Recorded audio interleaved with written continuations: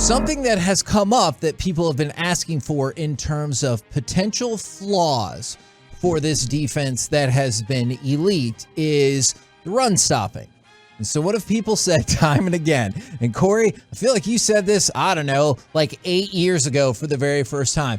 Just give me that big fat boy right in the middle. Mm-hmm. How does 6'3", 340-pound Johnathan Hankins work for you? Hankins, man, this is a dude that was Ohio State defensive tackle. Whenever he came out, he's been with a number of... Which was almost 10 years ago? He's been with the Giants, the Colts, the Raiders.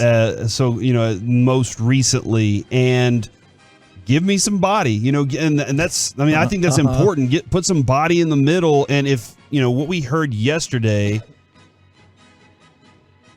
from Steven about Neville Gallimore, if that had anything to do with it. I'm kind of interested to see there because Carlos Watkins was the replacement for him essentially. But if Gallimore actually is dealing with something more, or maybe they don't like him. Can I just tell you my as theory much as about that we want to? I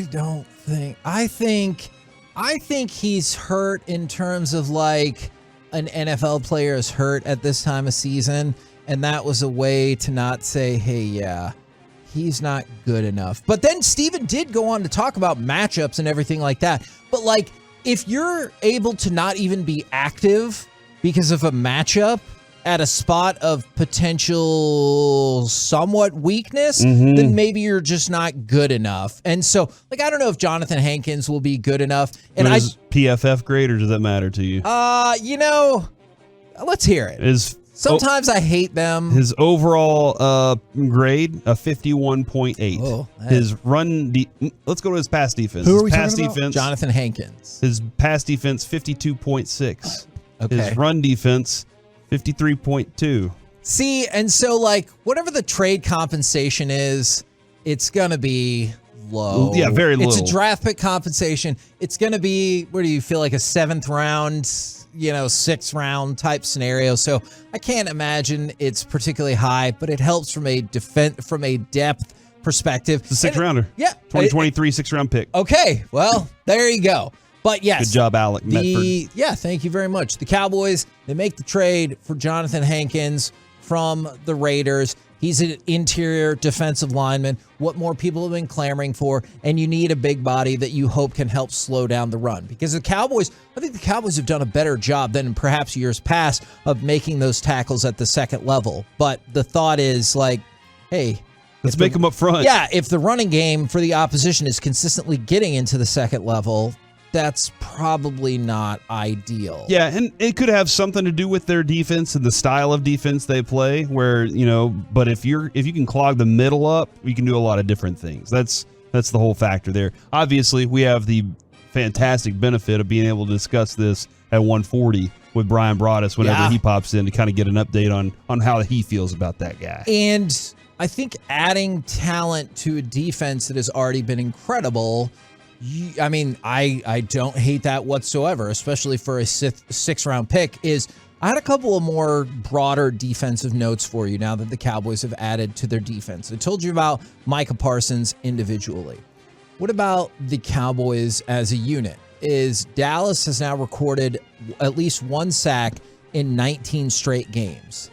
This is the first time that they've done that in 6 years. All right, so that sounds pretty good.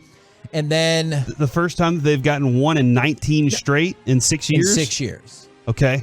Which I know for some people, like, there's one sack, big games deal. In one season. Well, yeah, but it carries over from season to season. All right, gotcha. And the last time was the 15-16 season. This time it's the 21-22 carryover season. Gotcha. All right. But you've added more sacks this year than you were at this point last year.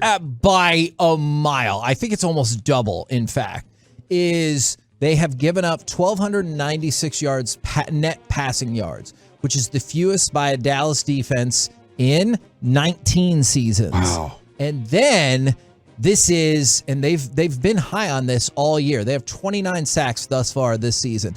That is the most sacks they've had at this point in the season in 37 years. So it's like part of a broader trend. Most consecutive sacks in 6 years. Lowest passing yards given up in 19 years. Most overall sacks in 37 years. Like, you just see number on top of number on top of number about how rare it is to see what this Cowboys defense is doing. So if you don't think they're perfect, I think that is an absolutely fair contention. I'm sure that's one of the reasons they made the move for Hankins today, is hoping that he can help clog up the middle a little bit, or hopefully win more at the line of scrimmage in a running capacity.